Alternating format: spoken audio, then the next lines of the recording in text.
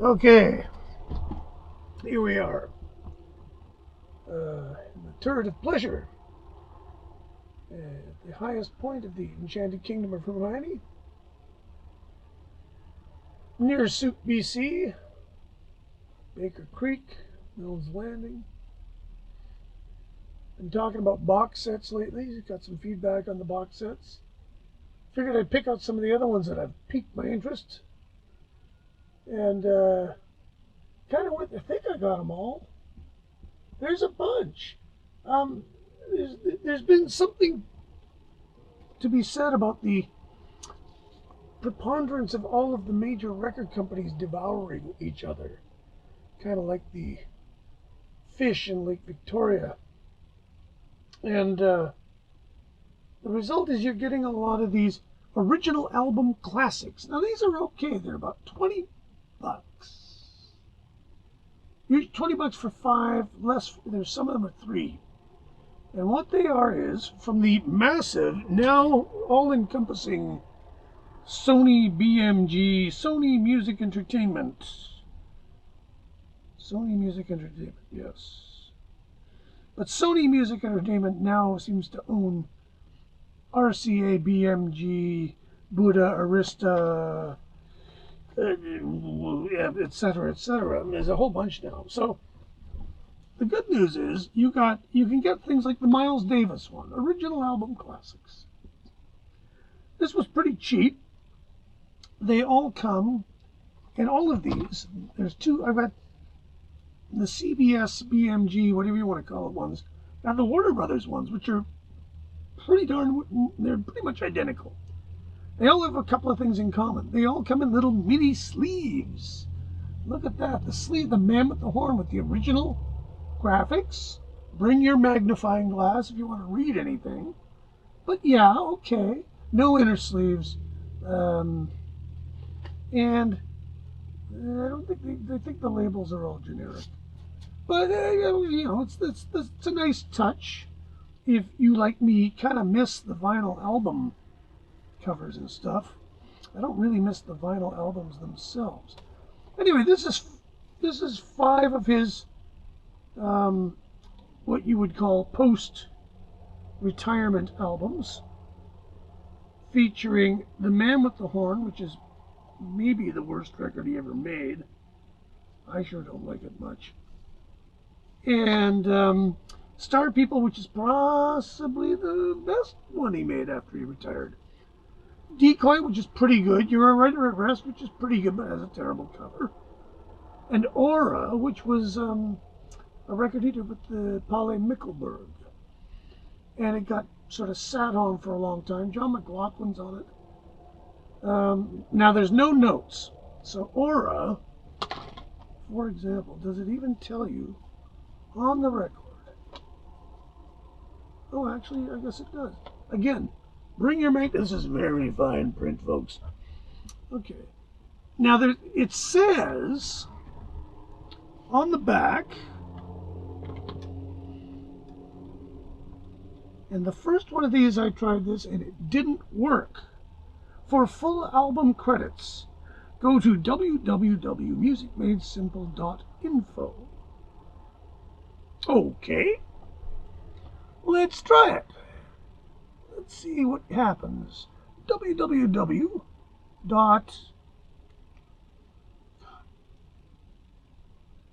Music Made Simple, all one word. Music Made Simple. You never like it when it says Made Simple. .info. Oh, there you go. .info. Okay, maybe it's there. This site can't be reached. What a shock. I wonder why. Oh, well. Well, that's a bitter disappointment. Anyway, there you have the Miles Davis one. Now, the other ones I've got, there's some neat ones. There's many of these. They're all pretty good. Where's the other? There's one I'm missing. Am I missing one? I'm missing one. Wait a minute. Just a cotton picking minute. This is one I was going to point out. What have I done with it?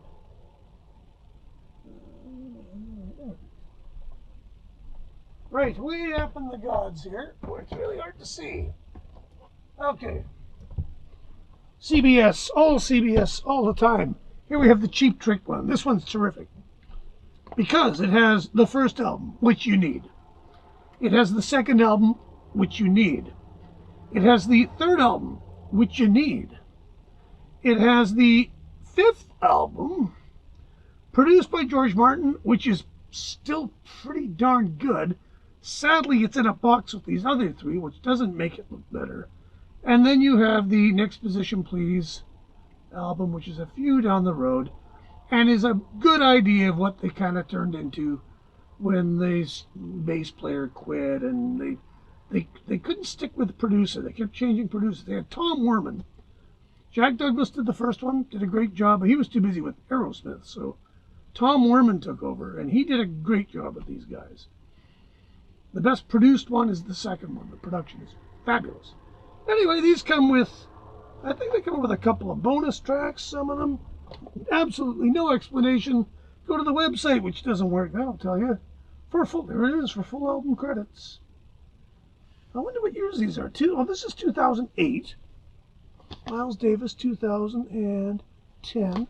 So it's not ancient, but you know. And there's two, I got more. Soft Machine. The albums.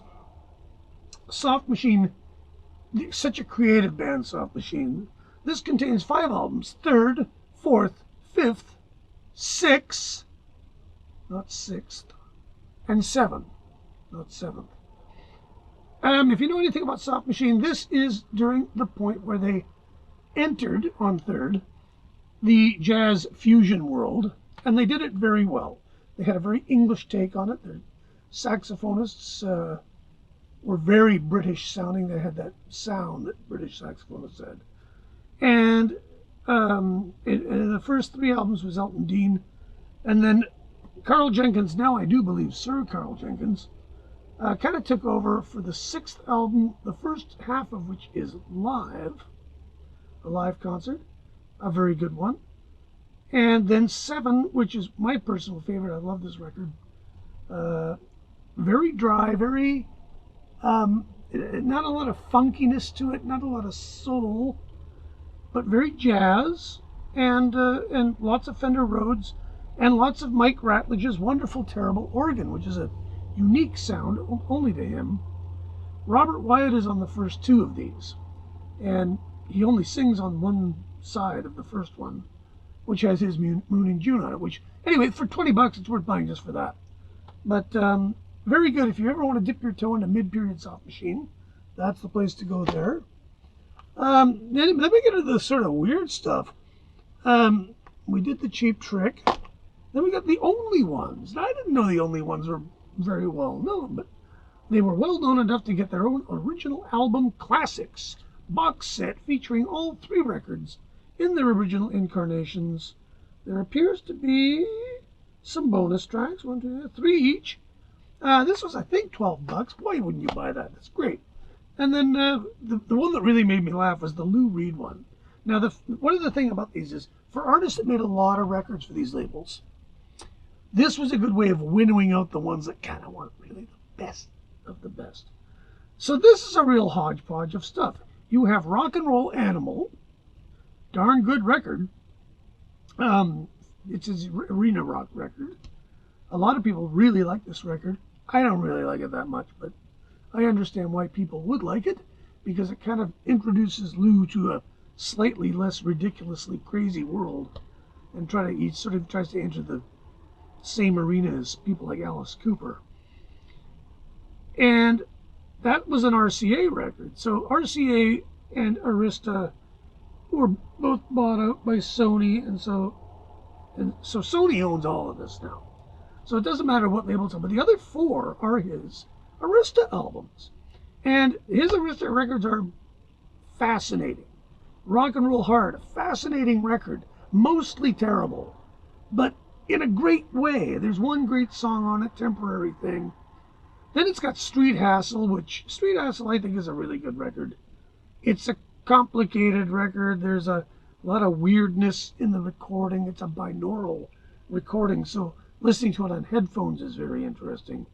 There's the ridiculous "I Want to Be Black," which is actually kind of a funny song, and it's got the very serious Street Hassle string quartet thing, which you might find pretentious, you might find it touching. It's kind of your call.